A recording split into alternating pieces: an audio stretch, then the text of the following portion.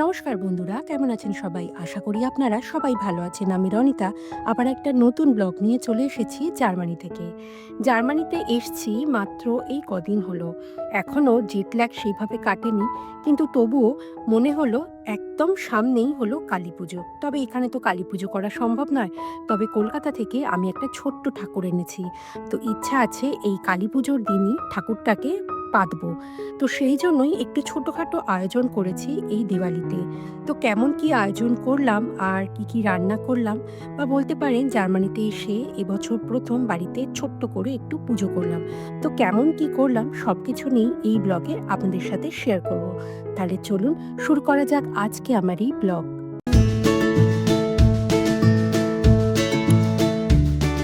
এসেছি এই মাত্র কদিন হলো। এখনো জেট ল্যাগ সত্যি সত্যি খুব একটা কাটেনি। মানে এখনো একটু তাড়াতাড়ি ঘুম ভেঙে যাচ্ছে। তো ভাবলাম ঠাকুরটা এনেছি এই বছর পাতবো নাকি কোনো পরের বছর কোনো একটা ভালো দিন দেখে পাতবো। তো মনে হলো ঠাকুর যখন এনেছি আর সামনেই দেওয়ালি, এই ভালো শুভ মুহূর্তে ঠাকুরটাকে পাতা উচিত। তো এই ভেবেই মনে হলো না, পেতেই ফেলি। তো এই সুন্দর যে সামনের ফুলটা দেখতে পাচ্ছেন, এই ফুলটা আমি কিনে এনেছি কালকে রাত্রিরে। মনে হলো ডেকোরেশনের সাথে ভালোই যাবে, লাল ফুল তো ভালোই যায়।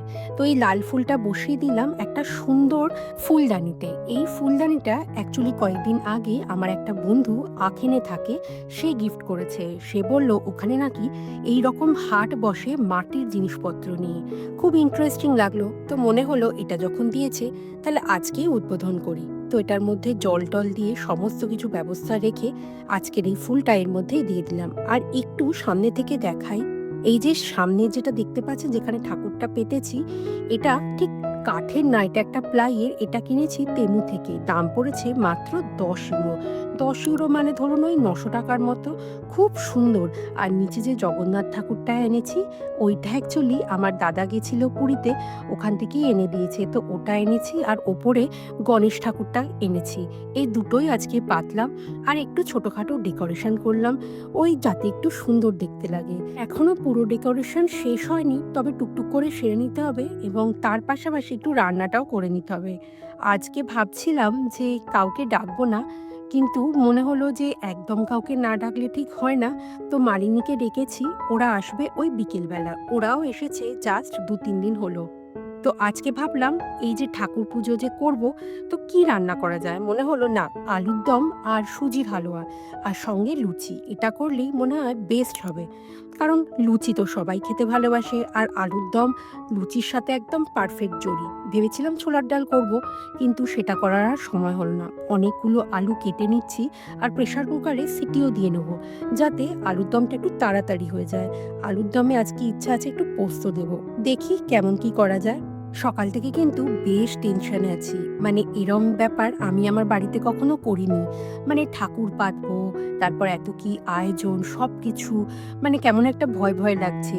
মানে কলকাতায় দেখেছি মা বা আমার শাশুড়ি মা, এনারা তো করে অভ্যস্ত এই সমস্ত জিনিস। মানে ওনারা কি তাড়াতাড়ি করে ফেলে। কিন্তু আমার যেন এটা প্রথম তো, তো কেমন একটা ভয় ভয় লাগছে। মনে হচ্ছে নিজে সবকিছু পারবো তো। ওই জন্যই অ্যাকচুয়ালি মানিলিকে ডাকলাম।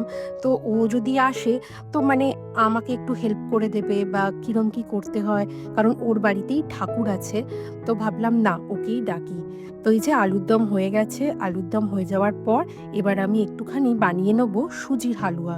সুজির হালুয়াটা আমার আবার লুচি দিয়ে খেতে খুবই ভালো লাগে। তো ভোগের মধ্যে এইগুলোই ঠাকুরকে দেব। আর রাত্রিবেলা একটুখানি বেগুন ভাজা একটু ভেজে নেব, সেটা রাত্রিরে ভাজবো। চলুন একদম দেখা হবে এবার বিকেলে। আজকে কিন্তু ওয়েদারটা বেশ সুন্দর। অনেকদিন পর সুন্দর রোদও উঠেছে। তো ভাবলাম একবার আপনাদের দেখিয়ে দিই আমার সেই উঠোনটা, যেটা আমি আগে ভিডিওগুলোতে সবসময় দেখাই।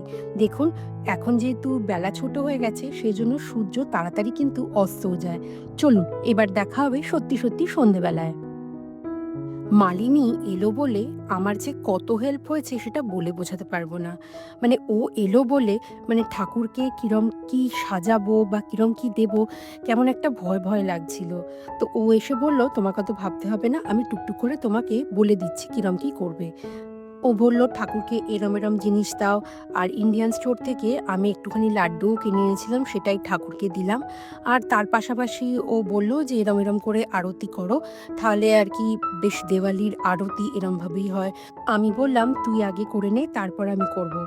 তো ওকে দেখলাম ও কেমন কি করলো। তারপর আমি আস্তে, আস্তে ধরে, ধরে করলাম। কারণ এটা তো আমার ১ম। আর আমি অন্য লোকের দেখেছি, অন্য লোকের বাড়িতে দেখেছি। তো আমার বাড়িতে এটা যেহেতু ১ম, তো বুকটা ভীষণ ধড়ফড় করছিল। কিন্তু না, ঠাকুরের কাছে যেমন, যেমন করেই প্রার্থনা করি না কেন, ঠাকুর মনে হয় ক্ষুণ্ণ হবেন না। তো ও আমাকে বলল যে, "এবার ঠাকুরকে পুজো দেওয়ার পর তুমি বরং ঠাকুরকে ভোগটা দিয়ে দাও।" তো আমি এই যে লুচিটা ভেজে নিচ্ছি, লুচিটা ভেজেই ঠাকুরের কাছে দিয়ে দিয়েছি। তো ঠাকুরের কাছে দিয়ে দিয়েছি অনেকক্ষণই। আর আপনাদেরকে একটু দেখিয়ে দিই আমি থালায় কি, কি দিয়েছি।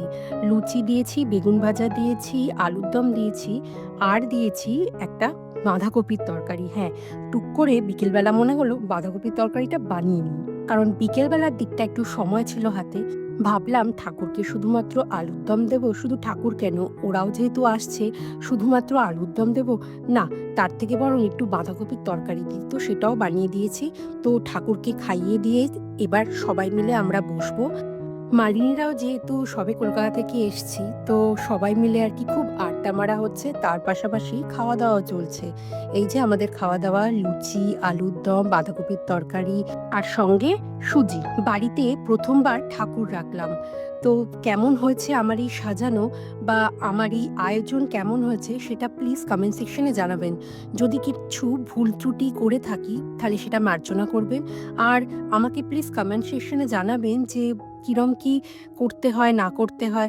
তাহলে আমি বুঝতে পারবো, বা যদি কিছু ভুল করেও থাকি সামনের বারে এই ভুলগুলো কি করে ঠিক করতে হয় সেটা নিশ্চয়ই দেখব।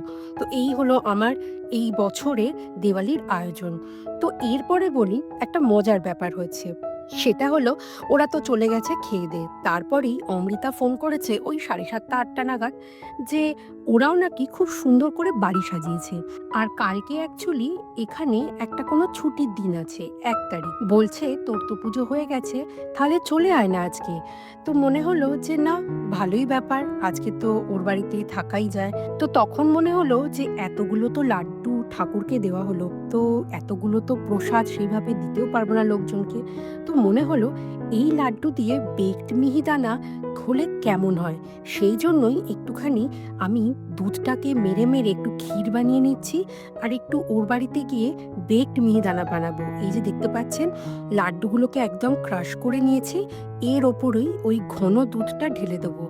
তারপর ওর বাড়িতে গিয়ে সুন্দর করে বেক ওভেনে বেক করে নেবো।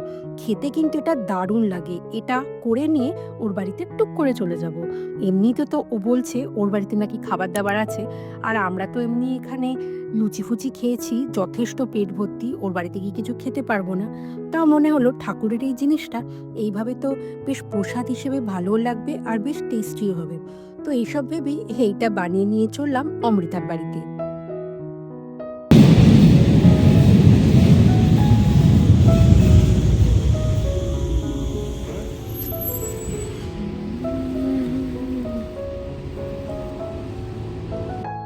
হয়ে গেছে, এবার আমরা বেরোবো। এই যে দেখতে পাচ্ছেন আমাদের ট্রামের জন্য আমরা দাঁড়িয়ে আছি। এই ট্রামে করেই অ্যাকচুয়ালি যাব আমরা রাটিংগানে। রাটিংগানে অমৃতার বাড়িতে।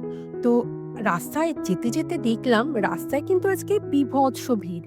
আজকে অ্যাকচুয়ালি এখানে হ্যালোউইন। তো এখানে অনেক লোকজন হ্যালোউইনের সাজ-পোশাক সেজেছে। তবে বেশিরভাগ লোকজনই এই রাত্তিরের দিকে একটুখানি পার্টি করছে। বাইরে দেখুন কত লোক! অনেকে বেশ ভূতের মতো সেজেছে।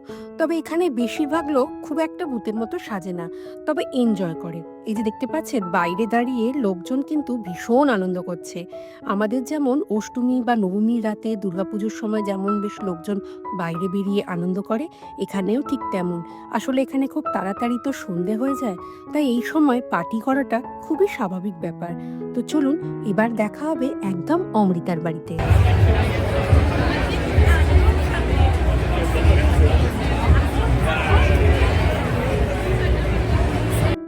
অমৃতার বাড়িতে এসে আমি তো হতবাক! কি সুন্দর হাতে এই জিনিসগুলো বানিয়েছে।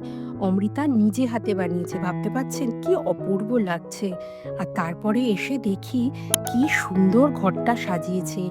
ঘরটার ভিডিওটা শেয়ার করতে করতে আজকের এই গোটা ভিডিও আমি এখানেই শেষ করলাম।